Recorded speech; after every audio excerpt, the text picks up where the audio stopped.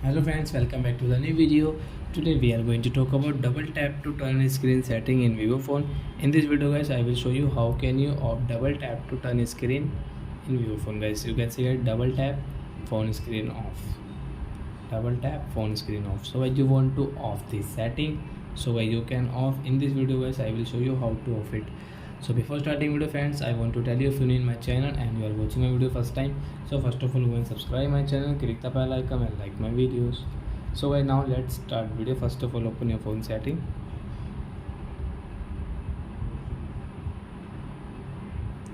Then guys click on shortcut and accessibility.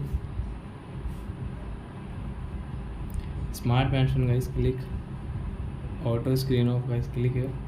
Then guys you can see double tap to turn off. So why you want to off, so guys you can off. So guys now when you will double tap, your phone screen will not off. So I think friends we have understood how to off double tap to turn screen in Vivo phone. So that's it guys, thanks for watching my video. Now we will meet our next video with new topic.